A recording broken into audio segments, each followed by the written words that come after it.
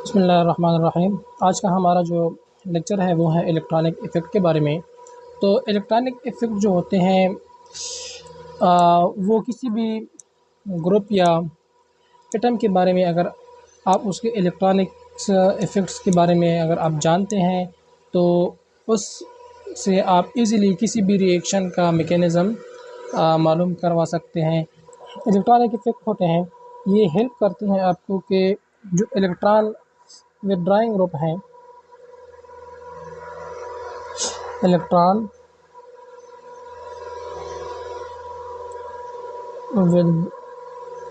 Withdrawing group कौन से होते हैं और इलेक्ट्रॉन डोनेटिंग ग्रुप कौन से होते हैं और ये किस तरह से किसी रिएक्शन में अपना काम सरअंजाम देते हैं, करते हैं।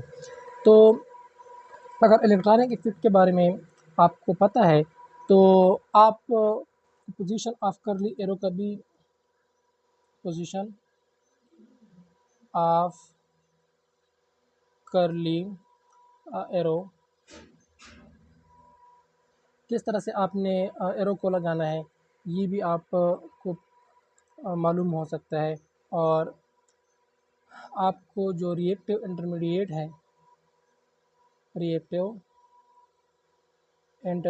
है उसकी स्टेबिलिटी के बारे में भी आप मालूम कर सकते हैं कि कौन सा वाला इंटरमीडिएट जो है वो ज़्यादा स्टेबल है और क्यों स्टेबल है। तो इन चीज़ों के बारे में इलेक्ट्रॉनिक इफ़ेक्ट जो है वो आपकी हेल्प कर सकता है अगर आप इसको समझते हैं। Three factors which influence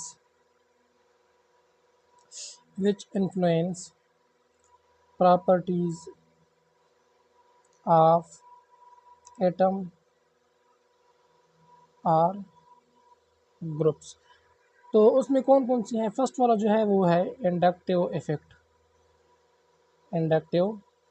effect है और सेकंड वन जो है उसको हम कहते हैं हाइपर कंजुगेशन है और थर्ड वन जो है उसको हम कहते हैं मेसोमेरिक इफ़ेक्ट। ये तीन ऐसे फैक्टर हैं जो कि किसी भी एटम या ग्रुप ऑफ एटम को क्या करते हैं, उसकी प्रॉपर्टी को इन्फ्लुएंस करते हैं। तो फर्स्ट ऑफ ऑल हम डिस्कस करते हैं इंडक्टिव इफ़ेक्ट को कि इंडक्टिव इफ़ेक्ट क्या होता है और किस तरह से ये इन्फ्लुएंस करता है किसी भी एटम या ग्रुप की प्रॉपर्टी को।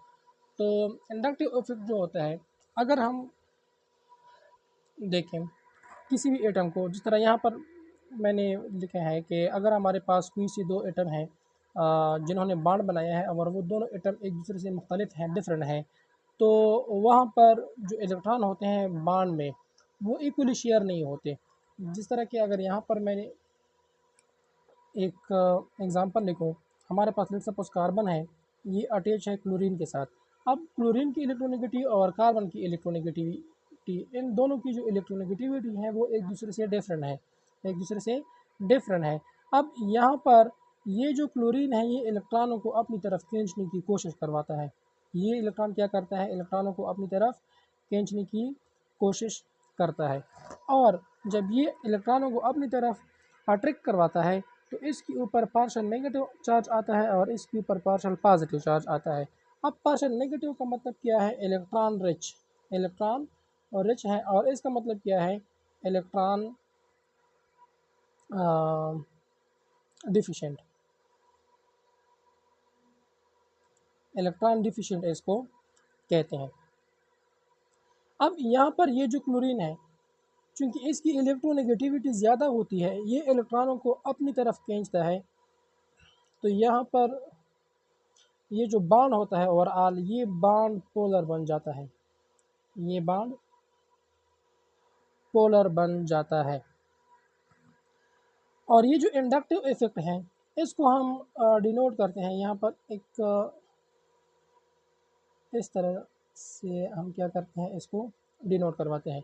अब ये जो इसका हेड है वो उस तरफ होता है जिस तरफ इलेक्ट्रॉन शिफ्ट हो रहे होते हैं, जिस तरफ इलेक्ट्रॉन मूवमेंट कर रहे होते हैं, और इसका जो टेल है वो उस तरफ होता है जहाँ से इलेक्ट्रॉन खींचे जाते हैं, जहाँ से इलेक्ट्रॉन खींचे जाते हैं।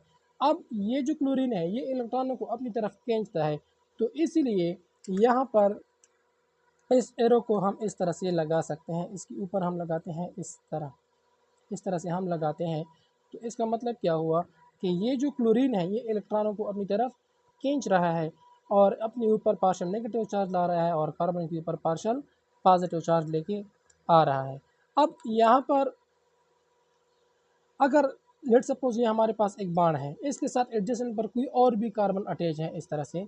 लेट सपोज यहाँ पर एक एग्जांपल मैं लेता हूँ, ये लेट सपोज हमारे पास ये क्लोरीन है।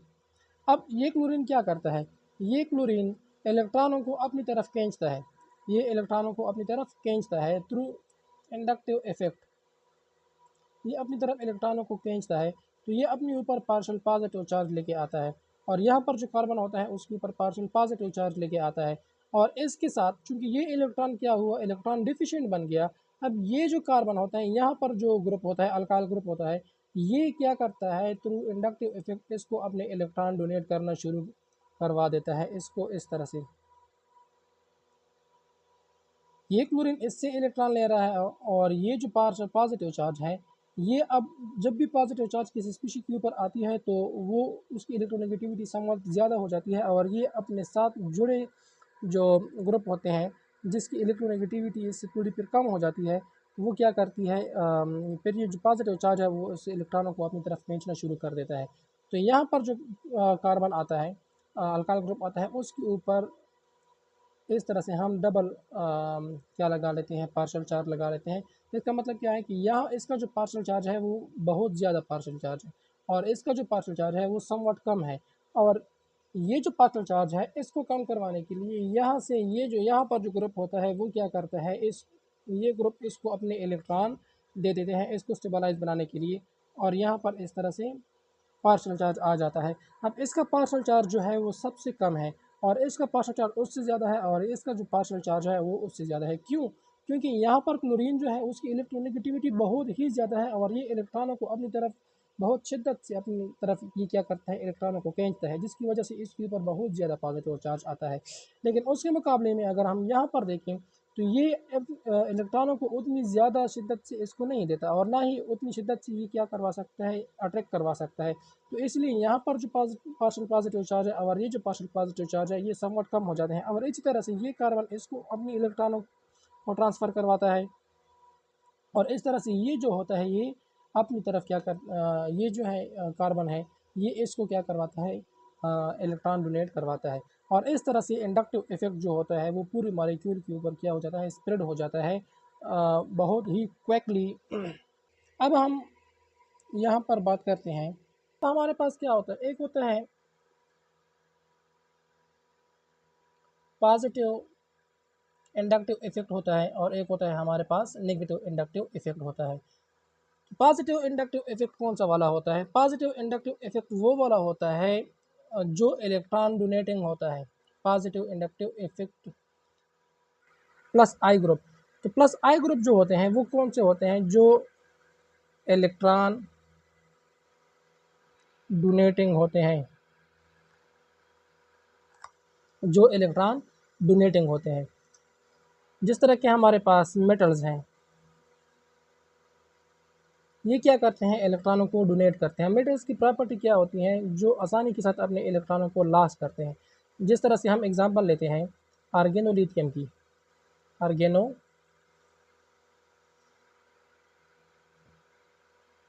लिथियम। तो आर्गेनोलिथियम क्या होता है, लेट सपोज हमारे पास यहाँ पर क्या है, एक मॉलिक्यूल है, ये वाला है आर्गेनो मेटेलिक कंपाउंड है।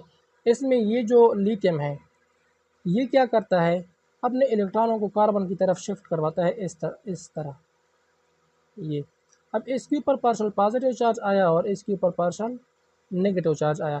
अब यहाँ पर ये जो लिथियम है ये क्या शो करवाता है, पॉजिटिव इंडक्टिव इफेक्ट शो करवाता है। ये जो लिथियम है ये पॉजिटिव इंडक्टिव इफेक्ट शो करवाता है। क्यों शो करवाता है, क्योंकि ये कार्बन को अपनी इलेक्ट्रॉनों क्योंकि ये अपने इलेक्ट्रॉनों को कार्बन की तरफ शिफ्ट करवा रहा है। और इस तरह से अगर हम देखें ग्रिग्नार्ड रीजन जो है, ग्रिग्नार्ड रीजन, तो वहाँ पर क्या होता है, RMGX से हम इसको सिंपली डिनोट करते हैं। तो लेट सपोज ये है हमारे पास ग्रिग्नार्ड रीजन RMG, और यहाँ पर लेट सपोज ब्रोमीन है X, आप कोई भी हेलोजन ले सकते हैं, और अल्काइल ग्रुप भी कोई भी हो सकता है। अब यहाँ पर ये जो मैग्नीशियम है, ये क्या है, एक मेटल है जो कि आसानी से अपने इलेक्ट्रॉनों को लॉस करवा सकता है, और इसकी इलेक्ट्रोनेगेटिविटी जो होती है वो भी कार्बन से कम होती है। तो ये थ्रू इंडक्टिव इफेक्ट अपने इलेक्ट्रॉनों को कार्बन की तरफ शिफ्ट करवाता है, और इसके ऊपर पॉजिटिव चार्ज आता है और इसके ऊपर पार्शियल नेगेटिव चार्ज आता है। तो इसको क्या कहते हैं, पॉजिटिव इंडक्टिव इफेक्ट कहते हैं, जिसमें कोई एटम क्या करता है, अपने इलेक्ट्रॉनों को दूसरी की तरफ क्या करवाता है, शिफ्ट करवाता है, डोनेट करवाता है, उसको हम कहते हैं पॉजिटिव इंडक्टिव इफेक्ट कहते हैं। इसी तरह से जो दूसरा होता है वो होता है नेगेटिव इंडक्टिव इफेक्ट। जो नेगेटिव ग्रुप होते हैं, नेगेटिव इंडक्टिव इफेक्ट ग्रुप जो होते हैं, वो कौन से वाले होते हैं, वो वाले होते हैं जो इलेक्ट्रॉन विद ड्राइंग होते हैं, इलेक्ट्रॉन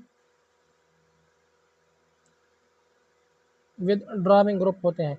वो वाले ग्रुप होते हैं जो इलेक्ट्रॉनों को अपनी तरफ खींचते हैं, जिस तरह हमारे पास एग्जांपल है क्लोरीन है, ये अटैच्ड है ब्रोमीन के साथ, इस चीज़ के साथ, ब्रोमीन के साथ। अब ब्रोमीन क्या करवाता है, ब्रोमीन ये करता है कि कार्बन से इलेक्ट्रॉनों को अपनी तरफ खींचता है। जब अपनी तरफ खींचता है तो इसके ऊपर नेगेटिव चार्ज आता है और इसके ऊपर पार्शियल पॉजिटिव चार्ज आता है, और इस तरह से जो ब्रोमीन होता है उसको हम क्या कहते हैं, नेगेटिव आई ग्रुप इसको हम कहते हैं। ये नेगेटिव इफेक्ट जो होता है वो शो करता है, और यहाँ पर जो मेटल ग्रुप है ये दोनों पॉजिटिव इंडक्टिव इफेक्ट को शो करवाते हैं। तो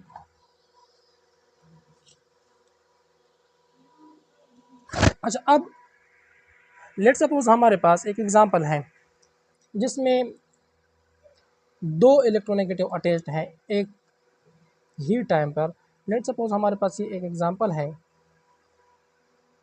कार्बन सिंगल बॉन्ड, यहाँ पर डबल बॉन्ड एंड OH। अब यहाँ पर क्या होगा, यहाँ पर दोनों ऑक्सीजन जो है ये थ्रू इंडक्टिव इफेक्ट इस कार्बन से इलेक्ट्रॉनों को अपनी तरफ क्या करेंगे, खींचेंगे। थ्रू इंडक्टिव इफेक्ट इस कार्बन से ये दोनों ऑक्सीजन इलेक्ट्रॉनों को अपनी तरफ खींचते हैं इस तरह से, ये भी अपनी तरफ खींचता है और ये भी अपनी तरफ इलेक्ट्रॉनों को खींचता है। इसके ऊपर भी पार्शियल नेगेटिव चार्ज आता है और इसके ऊपर भी पार्शियल नेगेटिव चार्ज आता है, और इसके ऊपर आता है पार्शियल पॉजिटिव चार्ज। अच्छा, एक बात और भी है कि जितनी इलेक्ट्रोनेगेटिविटी ज़्यादा होती है, more electronegativity then inductive effect will be more. जितनी इलेक्ट्रोनेगेटिविटी ज़्यादा होगी, इंडक्टिव इफेक्ट जो होता है वो भी उतना ही ज़्यादा पड़ेगा।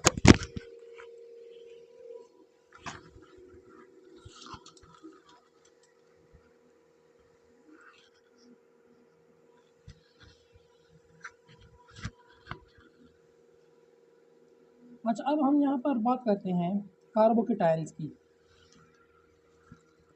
इसकी बात करते हैं कार्बोकेटाइन की। तो यहाँ पर हमारे पास एग्जांपल है, ये टर्सरी कार्बोकेटाइन है, इसके ऊपर पॉजिटिव चार्ज है, और यहाँ पर भी क्या है, सेकेंडरी है, और एक ये वाला है,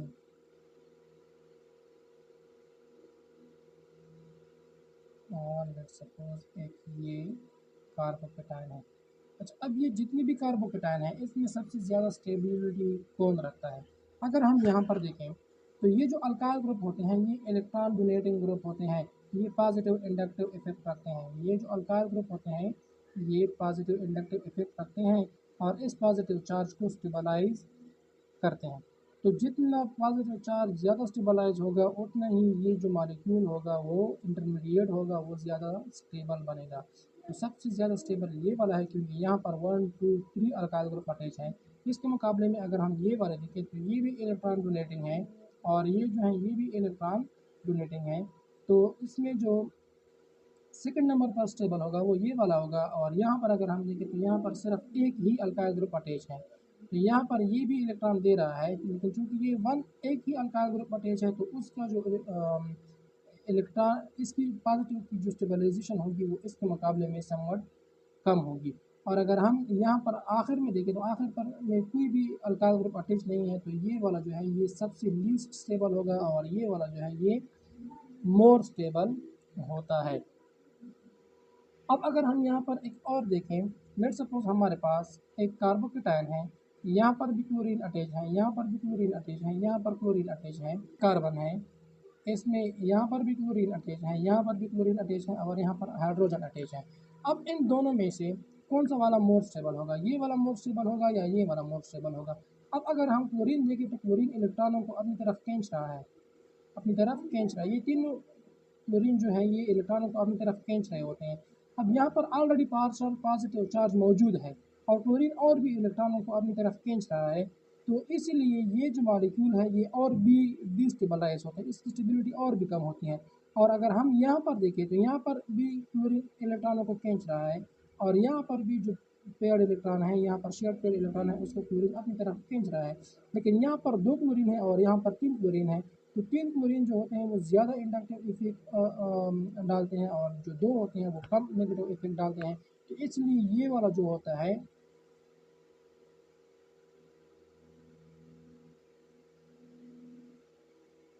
अच्छा, तो इसलिए ये वाला जो होता है ये होता है more less stable, more less stable. और ये जो होता है मोर स्टेबल, ये क्या होता है, मोर स्टेबल होता है। तो स्टेबिलिटी इस साइड पर बढ़ती है, स्टेबिलिटी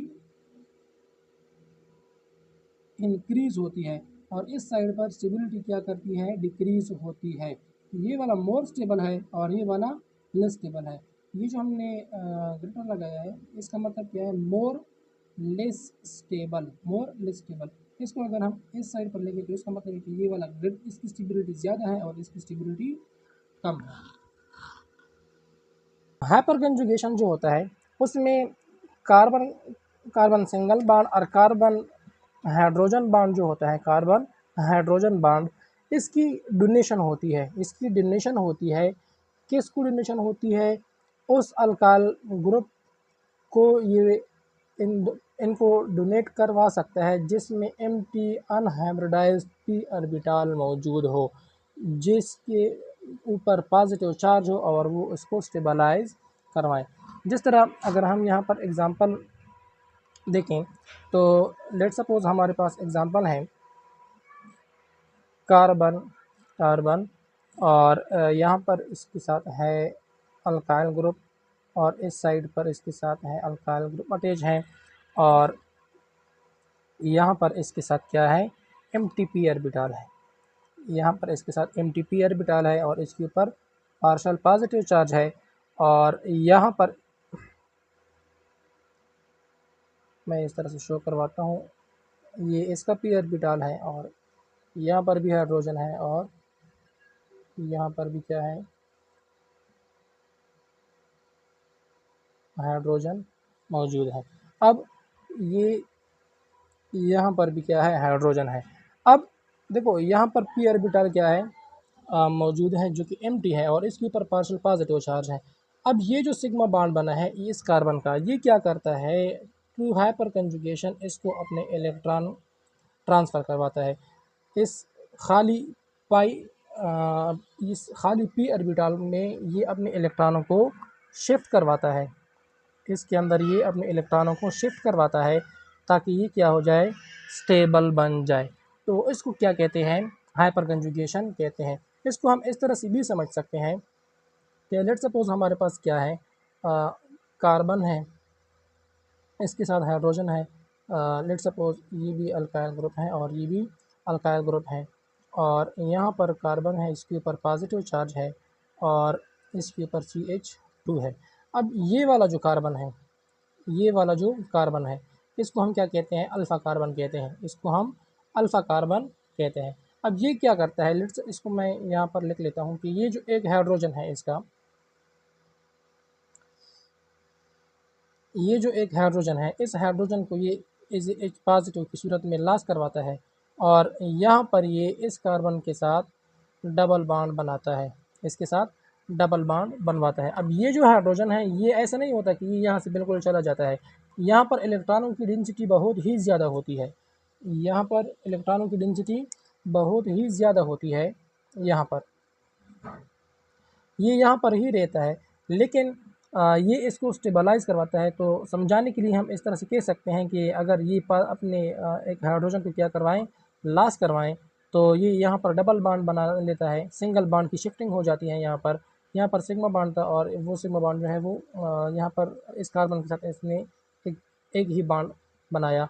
तो इस तरह से ये क्या करवाता है, इसको स्टेबलाइज़ करवाता है।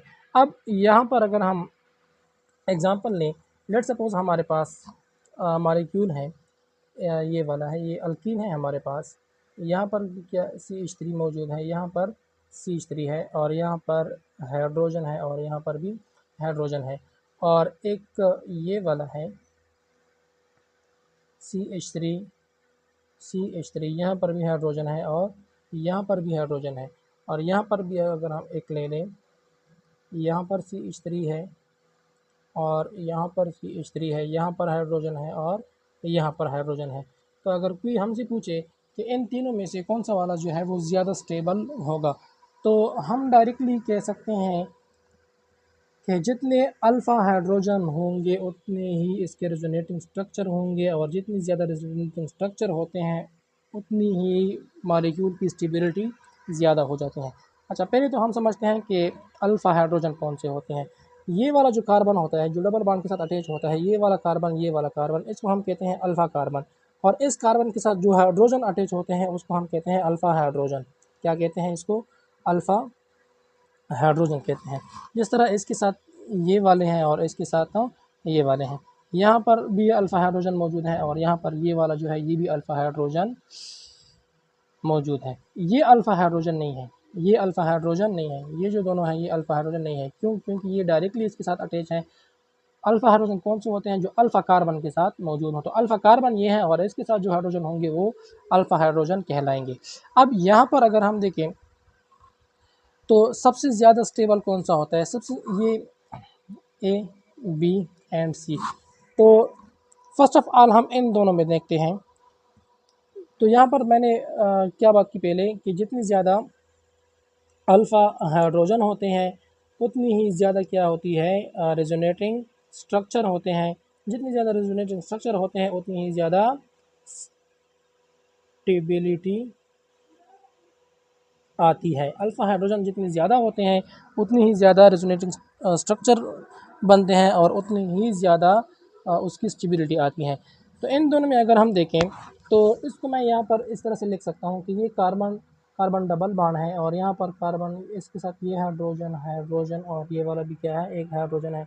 इसका ये हाइड्रोजन है, इसका ये हाइड्रोजन है और इसका CH3 है। तो फर्स्ट ऑफ ऑल अगर हम यहाँ पर देखें तो इसके अंदर कितने हाइड्रोजन है अल्फ़ा? इस पूरे मॉलिक्यूल में 6 अल्फ़ा हाइड्रोजन मौजूद है। अब ये वाला अगर एच पॉजिटिव यहाँ से निकल जाता है, एच पॉजिटिव निकल जाता है तो यहाँ पर बॉन्ड डबल बॉन्ड बन जाता है और ये बॉन्ड जो है ये इस साइड पर ब्रेक हो जाता है, इस साइड पर शिफ्ट हो जाता है। ये इस साइड पर इसकी ब्रेकेज हो जाती है इस तरह से, ये बन जाता है कार्बन सिंगल बॉन्ड, कार्बन ये डबल बॉन्ड बनाता है इस कार्बन के साथ और नेगेटिव चार्ज यहाँ पर शिफ्ट हो जाता है और यहाँ पर हाइड्रोजन आता है और यहाँ पर CH3 बनता है। और इसके साथ अब एक हाइड्रोजन रह गया, ये दूसरा हाइड्रोजन रह गया और एक हाइड्रोजन जो है हाइड्रोजन पॉजिटिव यहाँ से रिमूव हुआ और इसके साथ कार्बन के साथ ये जो अपना हाइड्रोजन है वो वाला हाइड्रोजन है। अब एक हाइड्रोजन ये रिमूव हुआ तो एक रेजोनेटिंग स्ट्रक्चर ये बन गया। इसी तरह से जब ये वाला हाइड्रोजन रिमूव हो जाता है तो दूसरा रेजोनेटिंग स्ट्रक्चर बन जाता है और ये वाला रिमूव हो जाता है तो तीसरा रेजोनेटिंग स्ट्रक्चर बन जाता है और इसी तरह से यहाँ से 3 हाइड्रोजन भी रिमूव हो सकते हैं और यहाँ से भी 3 रेजोनेटिंग स्ट्रक्चर बन जाते हैं। तो इससे इसके अंदर कितने रेजोनेटिंग स्ट्रक्चर हैं, कितने अल्फ़ा हाइड्रोजन हैं, 6 अल्फ़ा हाइड्रोजन है और ये 6 रेजोनेटिंग स्ट्रक्चर बनाता है। तो जितने अल्फ़ा हाइड्रोजन होते हैं उतनी ही रेजोनेटिंग स्ट्रक्चर बनते हैं। लेकिन यहाँ पर अगर हम देखें, यहाँ पर भी 6 अल्फ़ा हाइड्रोजन है, यहाँ पर भी 6 अल्फ़ा हाइड्रोजन है और ये भी यहाँ से 6 रेजोनेटिंग स्ट्रक्चर बनाते हैं। लेकिन ये वाला जो है ये लेस स्टेबल है, ये वाला लेस स्टेबल है। ये सिस फॉर्म है, ये सिस फॉर्म है और ये ट्रांस फॉर्म है। ट्रांस फॉर्म में जो बल्क ग्रुप होते हैं वो एक दूसरे से दूर दूर होते हैं और रिपल्शन इन दोनों के बीच में मिनिमम होती है। लेकिन यहाँ पर अल्फ़ा, यहाँ पर ये जो दोनों कार्बन है वो एक साइड पर मौजूद होते हैं जो कि बल्कि ग्रुप हैं और इन दोनों के बीच में रिपल्शन ज़्यादा होती है, इसीलिए जो सिस फॉर्म होता है उसकी स्टेबिलिटी कम होती है और ट्रांस फॉर्म की स्टेबिलिटी ज़्यादा होती है। यहाँ पर मैं लिख सकता हूँ कि जो ट्रांस होता है उसकी स्टेबिलिटी ज़्यादा होती है सिस फॉर्म से। अब ये जो ऊपर वाला है इसकी स्टेबिलिटी का क्या, अब जो सिस वाला है ये तो क्या हुआ, इसकी स्टेबिलिटी तो कम हो गई। अब ऊपर वाला जो है इसकी स्टेबिलिटी को हम किस तरह से करेंगे कि इसकी, अच्छा ये वाला जो है इसकी हम यहाँ पर मैं स्ट्रक्चर बनाता हूँ। अच्छा इसको अगर हम यहाँ पर बनाएं तो हमारे पास क्या है, कार्बन है और ये इस तरह से एक हाइड्रोजन, दूसरा हाइड्रोजन और यहाँ पर इसका तीसरा हाइड्रोजन और इसके साथ एक दूसरा क्या है CH3 है। यहाँ पर भी हाइड्रोजन है और यहाँ पर भी हाइड्रोजन है। ये जब अपने एक हाइड्रोजन को लॉस करवाता है तो यहाँ पर क्या बन जाता है, CH2 और यहाँ पर नेगेटिव चार्ज आ जाता है और यहाँ पर सिंगल बॉन्ड और यहाँ पर आता है डबल बॉन्ड CH2 और यहाँ पर आ जाता है CH3। अब यहाँ पर जो नेगेटिव चार्ज है और यहाँ पर जो नेगेटिव चार्ज है इन दोनों को अगर हम देखें, यहाँ पर इंडक्टिव इफेक्ट आता है, यहाँ पर इंडक्टिव इफेक्ट आता है। ये ऑलरेडी नेगेटिव चार्ज है, इलेक्ट्रॉन रिच है और ये और भी इलेक्ट्रॉन उसको दे रहा है। तो ये जो कार्बेनायन है इसको ये डिस्टेबलाइज करवा रहा है, इसको ये डिस्टेबलाइज करवा रहा है। लेकिन यहाँ पर अगर हम देखें नेगेटिव चार्ज इस कार्बन के ऊपर है, वहाँ पर इलेक्ट्रॉन डोनेटिंग ग्रुप कोई भी मौजूद नहीं है, इसको कोई भी और इलेक्ट्रॉन नहीं दे रहा। तो ये जो है इसकी स्टेबिलिटी ज़्यादा होती है, हो रही है और इसकी स्टेबिलिटी जो होती है वो कम होती है।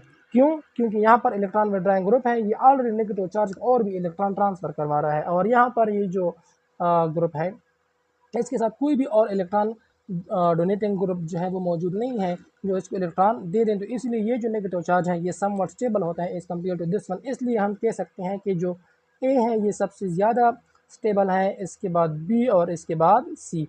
बी और सी में हमने क्या बात की, सिस, ये ट्रांस है और ये सिस वाला फॉर्म है और इसमें हमने क्या बात की, स्टेबिलिटी ऑफ नेगेटिव चार्ज कि किस तरह से ये दोनों नेगेटिव चार्ज जो है वो स्टेबल हैं या स्टेबल नहीं है। तो इस तरह से हम स्टेबिलिटी को मालूम करवा सकते हैं bye knowing hyperconjugation or by using hyperconjugation. Thank you so much.